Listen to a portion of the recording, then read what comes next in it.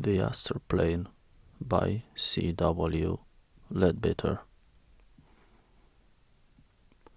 The Astral Plane. Introduction. Reference to the Astral Plane, or Kamaloka, as it is called in Sanskrit,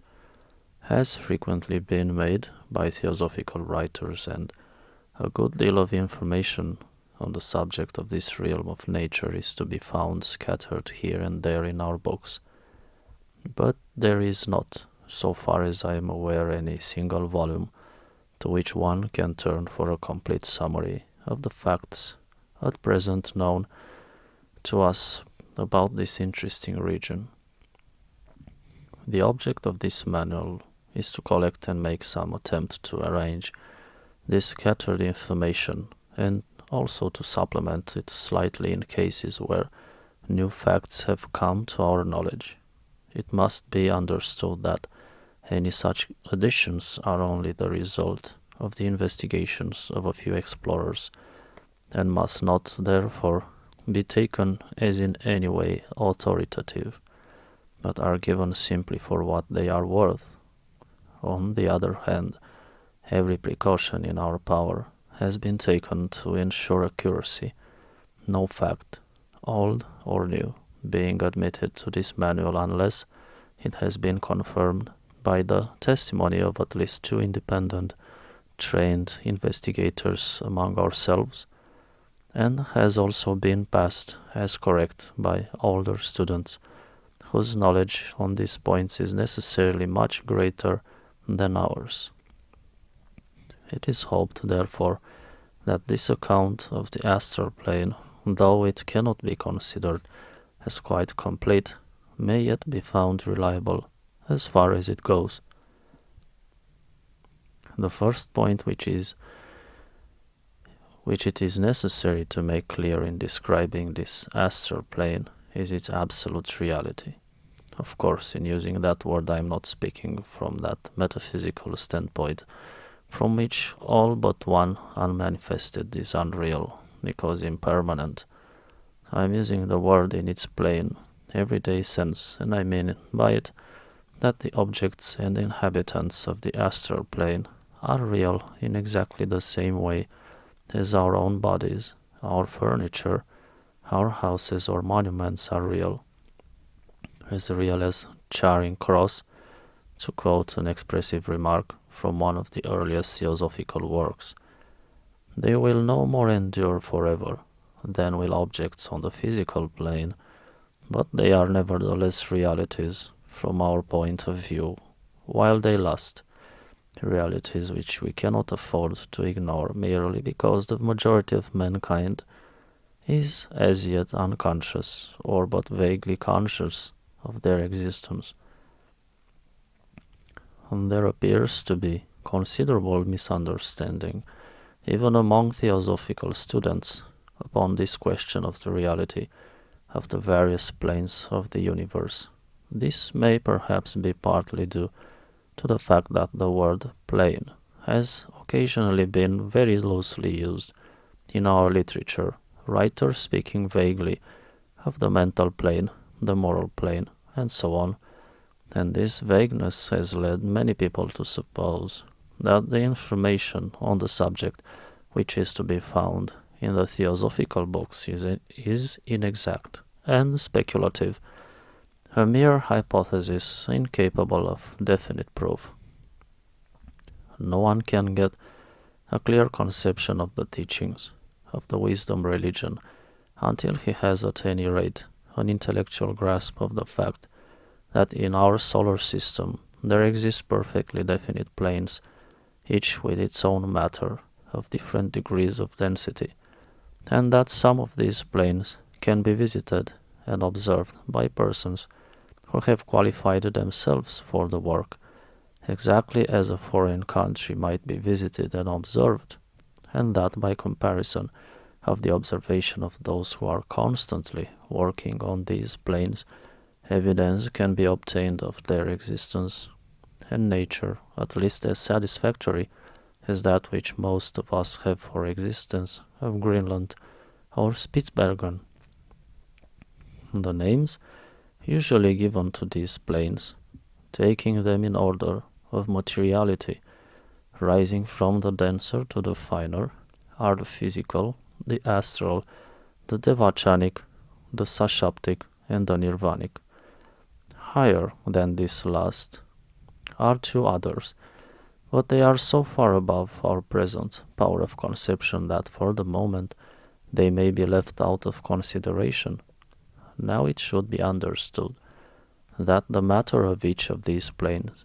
differs from that of the one below it in the same way as, though to a much greater degree than vapor differs from solid matter, in fact the states of matter which we call solid, liquid, and gaseous are merely the three lowest subdivisions of the matter belonging to this one physical plane.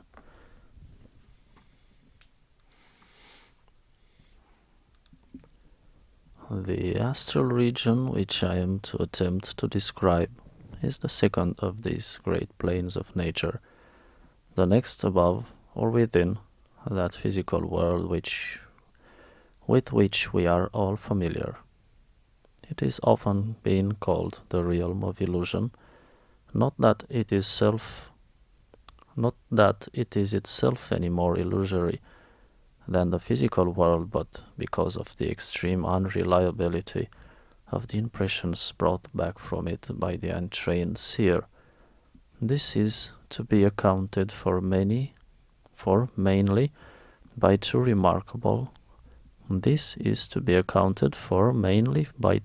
remarkable characteristics. This is to be accounted for mainly by two remarkable characteristics of the astral world. First, that many of its inhabitants have marvelous power of changing their forms with protean rapidity, and also of casting practically unlimited glamour over those with whom they choose to sport. And secondly, that sight on that plane is a faculty very different from and much more extended than the physical vision. An object is seen, as it were, from all sides at once, the inside of a solid being as plainly open to the view as the outside. It is therefore obvious that an inexperienced visitor to this new world may well find considerable difficulty in understanding what he really does see, and still more in translating his vision into the very inadequate language of ordinary speech. A good example of the sort of mistake that is likely to occur is the frequent reversal of any number which the seer has to read from the astral light, so that he would be liable to render, say, as, and so on.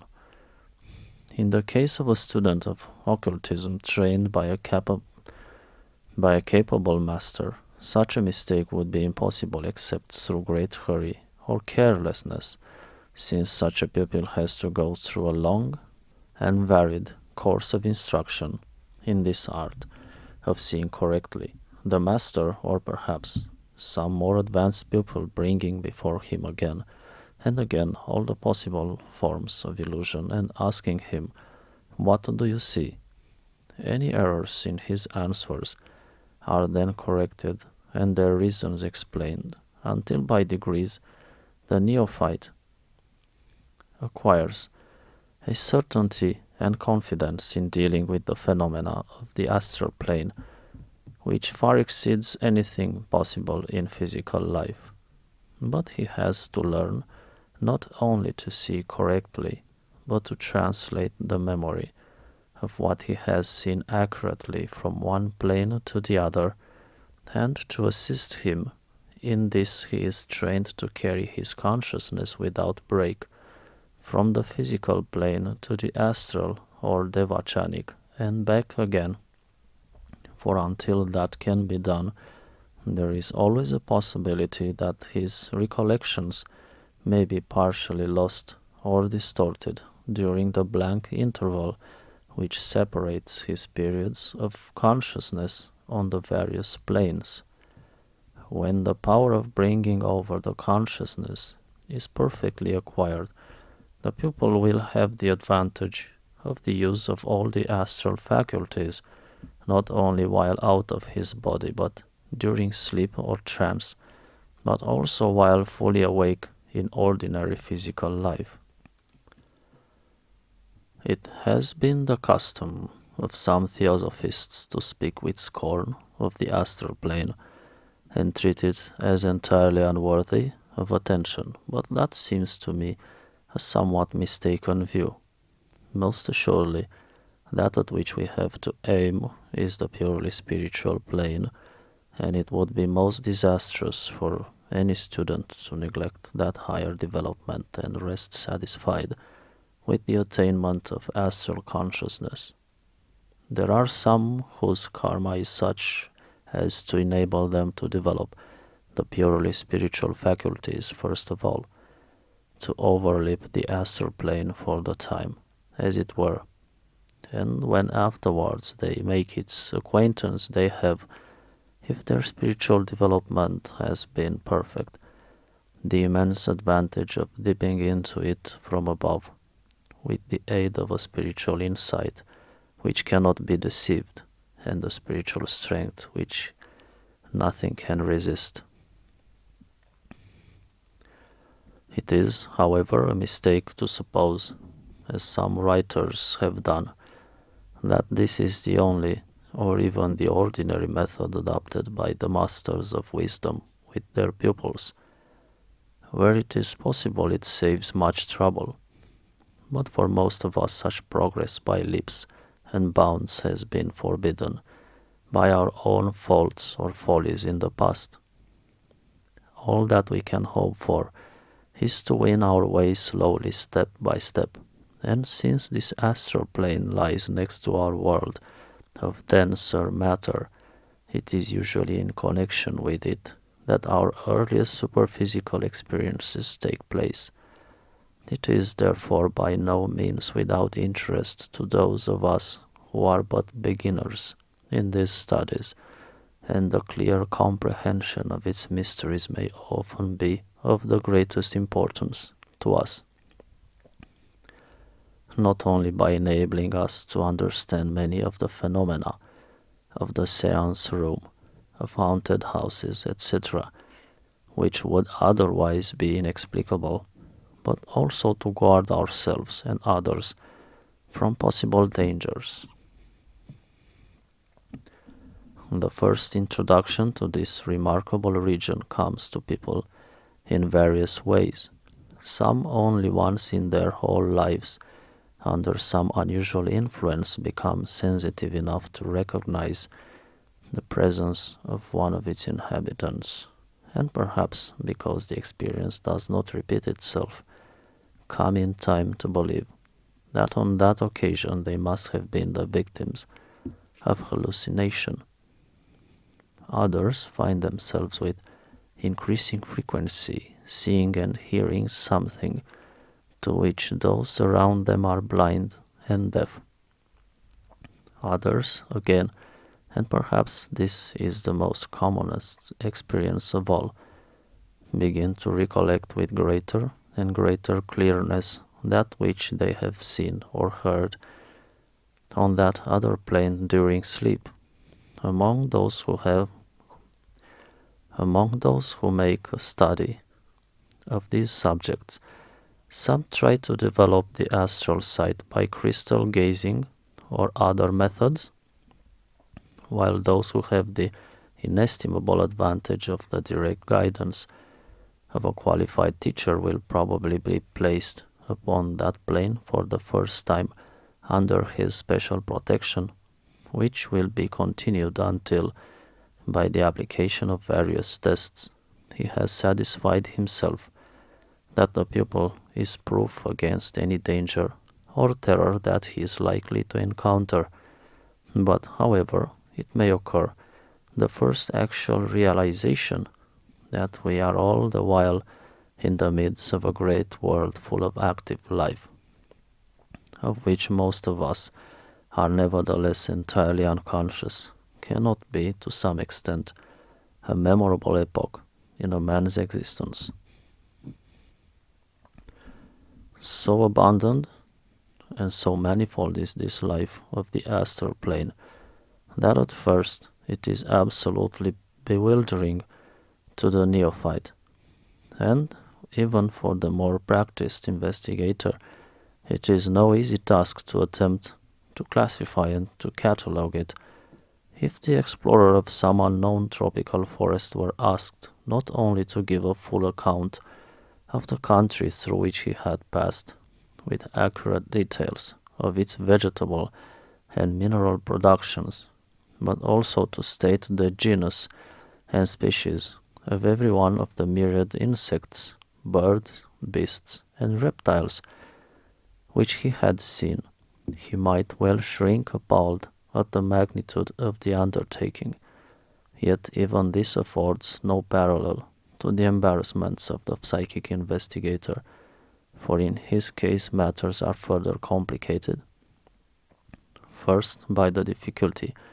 of correctly translating from that plane to this the recollection of what he has seen, and secondly, by the utter inadequacy of ordinary language to express much of what he has to report. However, just as the explorer on the physical plane would probably commence his account of a country by some sort of general description of its scenery and characteristics, so it will be well to begin this slight sketch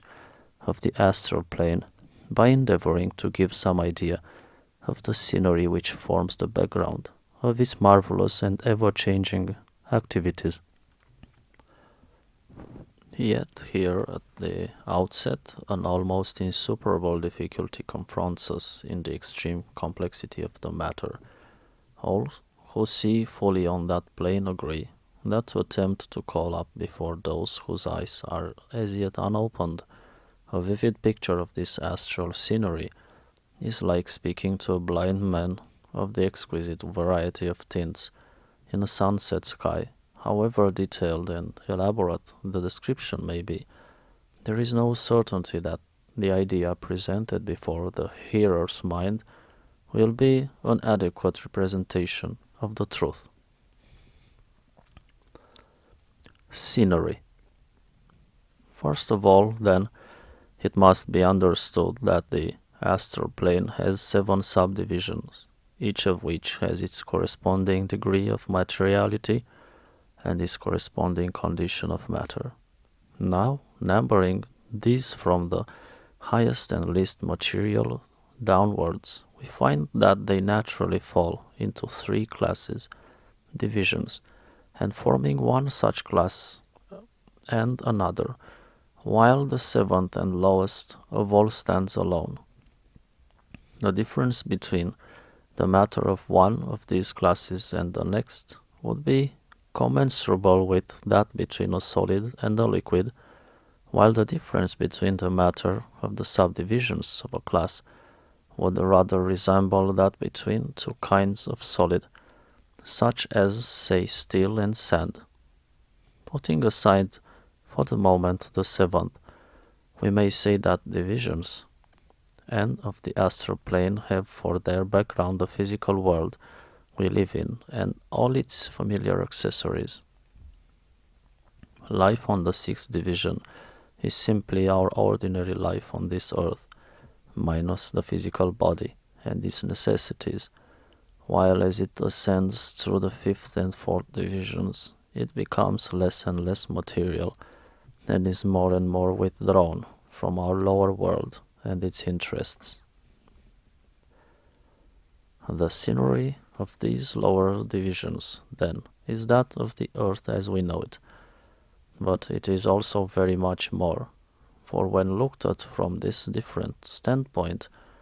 with the assistance of the astral senses, even purely physical objects present a very different appearance. As has already been mentioned, they are seen by one whose eyes are fully opened, not as usual from one point of view, but from all sides at once, an idea in itself sufficiently confusing, and when we add to this that every particle in the interior of a solid body is as fully and clearly visible as those on the outside, it will be comprehended that under such conditions even the most familiar objects may at first be totally unrecognizable. Yet, a moment's consideration will show that such vision approximates much more closely to true perception than does physical sight. Looked at on the astral plane, for example, the sides of a glass cube would all appear equal, as they really are, while on the physical plane we see the further side in perspective. That is, it appears smaller than the nearer side, which is of course a mere illusion. It is this characteristic of astral vision which has led to its sometimes being spoken of as sight in the fourth dimension, a very suggestive and expressive phrase. But in addition to these possible sources of error, matters are further complicated by the fact that astral sight cognizes forms of matter which, while still purely physical, are nevertheless invisible under ordinary conditions.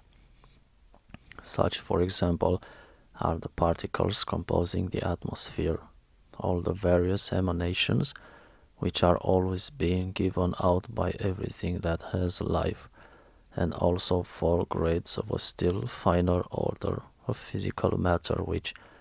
for want of more distinctive names, must all be described as etheric. The latter form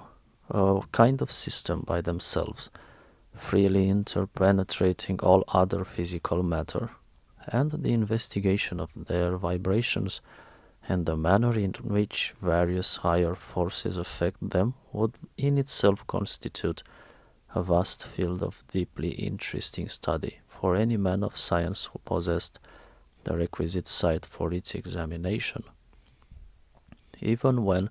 our imagination has fully grasped all that is comprehended in what has already been said, we do not yet understand half of the complexity of the problem. For besides all these new forms of physical matter, we have to deal with the still more numerous and perplexing subdivisions of astral matter. We must note first that every material object, every particle even, has its astral counterpart, and this counterpart is itself not a simple body, but it is usually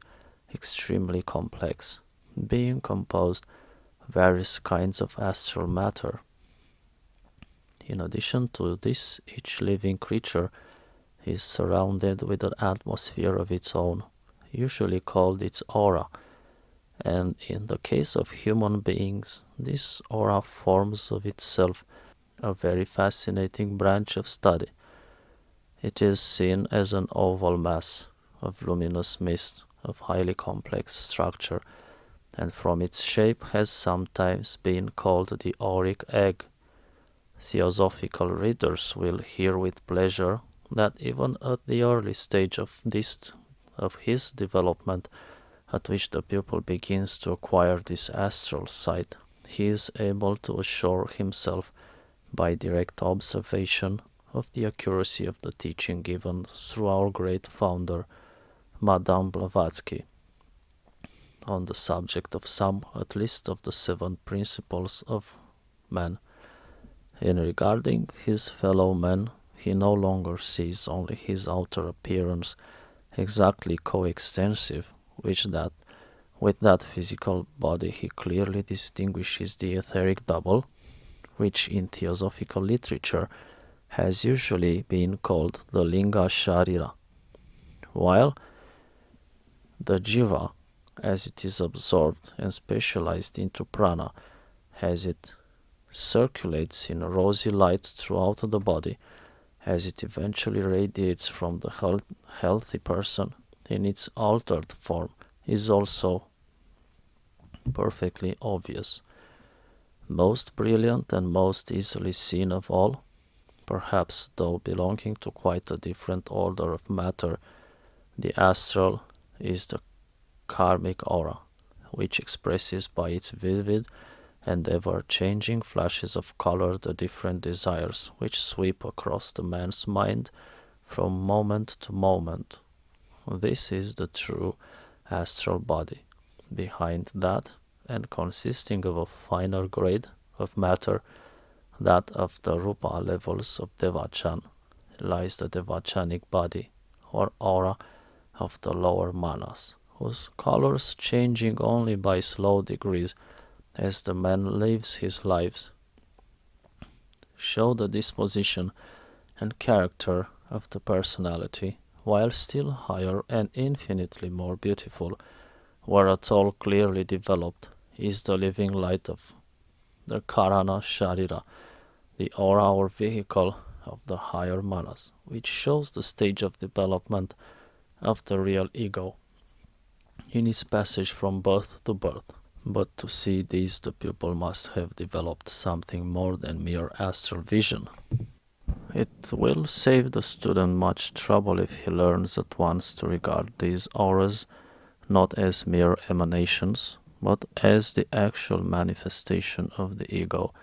on their respective planes. If he understands that it is the auric egg which is the real man, not the physical body, which on this plane crystallizes in the middle of it. So long as the reincarnating ego remains upon the plane which is his true home in the arupa levels of Devachan, the body which he inhabits is the Karana Sharira. But when he descends into the rupa levels, he must, in order to be able to function upon them, clothe himself in their matter, and the matter that he thus attracts to himself furnishes his devachanic or mind body. Similarly, descending into the astral plane, he forms his astral or kamic body out of its matter, though of course still retaining all the other bodies, and on his still further descent to this lowest plane of all the physical body is formed in the midst of the auric egg, which thus contains the entire man. Fuller accounts of these auras will be found in transaction number of the London Lodge and in a recent article of mine in the Theosophist, but enough has been said here to show that as they all occupy the same space, which by the way they share also with the physical health aura, the finer interpenetrating the grosser, it needs careful study and much practice to enable the neophyte to distinguish clearly at a glance the one from the other. Nevertheless, the human aura, or more usually some one part of it only, is not infrequently one of the first purely astral objects seen by the untrained, though in such a case its indications are naturally very likely to be misunderstood. Though the kamic aura, from the brilliancy of its flashes of color, may often be more conspicuous, the nerve ether and the etheric double are really of a much denser order of matter, being, strictly speaking, within the limits of the physical plane, though invisible to ordinary sight. It has been the custom in theosophical literature to describe the linga sharira as the astral counterpart of the human body, the word astral having been usually applied to everything beyond the cognition of our physical senses.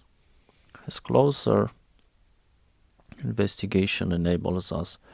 to be more precise in the use of our terms. However, we find ourselves compelled to admit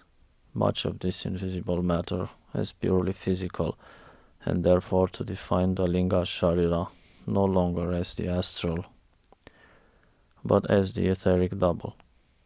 This seems an appropriate name for it, since it consists of various grades of that matter, which scientists call ether,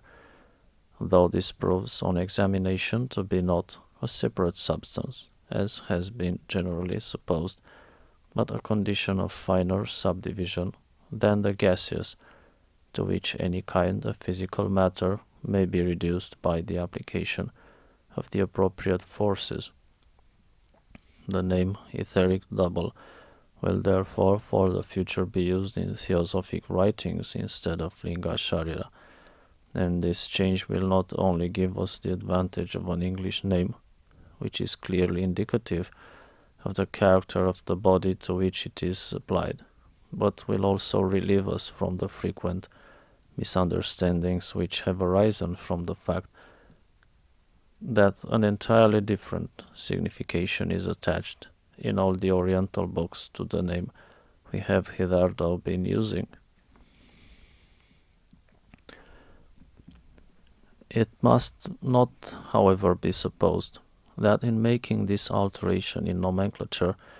we are in any way putting forward a new conception. We are simply altering,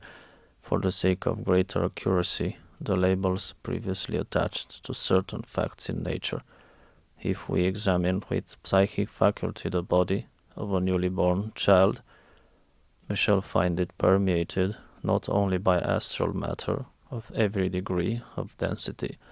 but also by the several grades of etheric matter.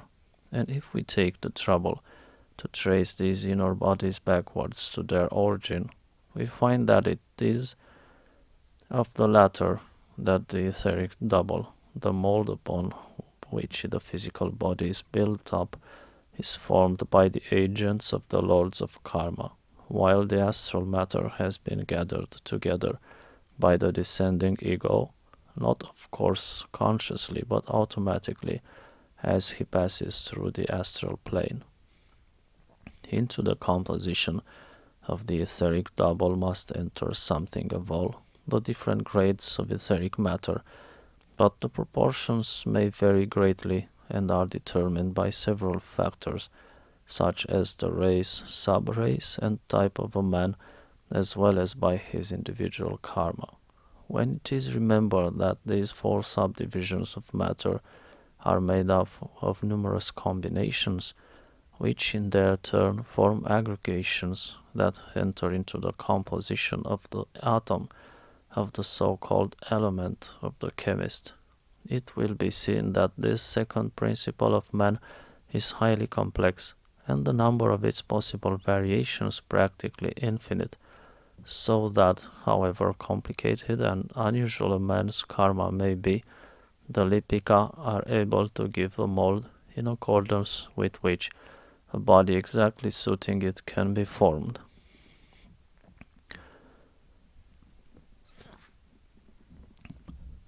One other point deserves mention in connection with the appearance of physical matter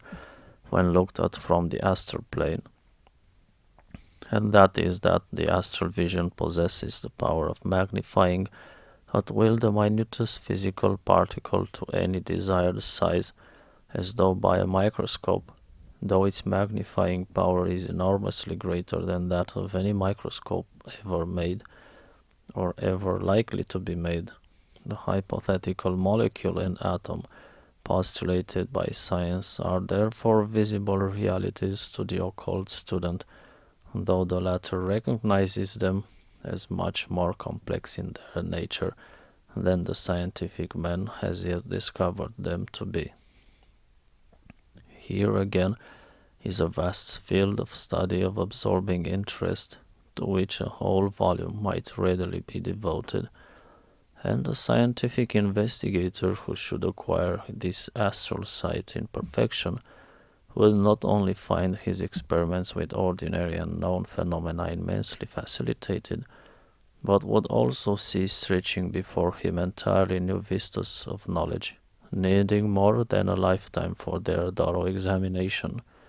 For example, one curious and very beautiful novelty brought to this notice by the development of this vision would be the existence of other and entirely different colors beyond the limits of the ordinarily visible spectrum, the ultra-red and ultraviolet rays which science has discovered by other means being plainly perceptible to astral sight. We must not, however, allow ourselves to follow these fascinating bypaths, but must resume our endeavor to give a general idea of the appearance of the astral plane. It will by this time be obvious that though, as above stated, the ordinary objects of the physical world form the background to life on certain levels of the astral plane, yet so much more is seen of their real appearance and characteristics that the general effect differs wildly from that which we are familiar. For the sake of illustration, take a rock as an example of the simpler class of objects. When regarded with trained sight, it is no mere inert mass of stone. First of all, the whole of the physical matter of the rock is seen instead of a very small part of it. Secondly, the vibrations of its physical particles are perceptible. Thirdly, it is seen to possess an astral counterpart composed of various grades of astral matter whose particles are also in constant motion. Fourthly, the jiva, or universal life, is seen to be circulating through it and radiating from it. Fifthly, an aura will be seen surrounding it, though this is, of course, much less extended and varied than in the case of the higher kingdoms. Sixthly, its appropriate elemental essence is seen permeating it, ever active but ever fluctuating. In the case of the vegetable, animal, and human kingdoms, the complications are naturally much more numerous. It may be objected by some readers that no such complexities as these are described by most of the psychics, who occasionally get glimpses of the astral world, nor are they reported at seances by the entities that manifest there. But this is readily accounted for. Few untrained persons on that plane, whether living or dead, see things as they really are until, after very long experience, even those who do see fully are often too dazed and confused to understand or remember.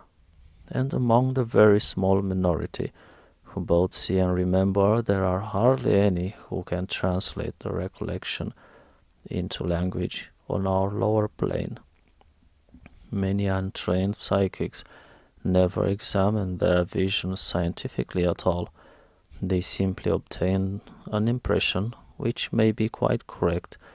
but may also be half false, or even wholly misleading. All the more probable does the latter hypothesis become when we take into consideration the frequent tricks played by sportive denizens of the other world, against which the untrained person is usually absolutely defenseless.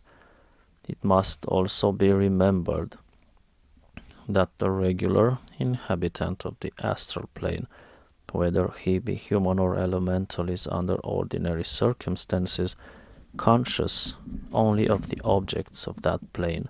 physical matter being to him as entirely invisible as is astral matter to the majority of mankind.